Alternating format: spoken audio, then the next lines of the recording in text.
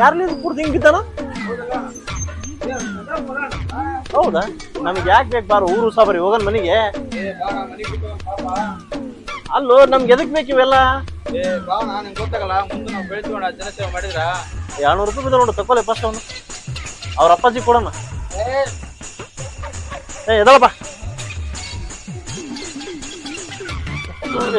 ಕಟ್ಟಲ್ಲಿ ಅವ ಸರಿಯಾಗಿ ಇಟ್ಕೋವನ್ನ ಸೀರಾ ಕುಂದ್ರ ಸರ್.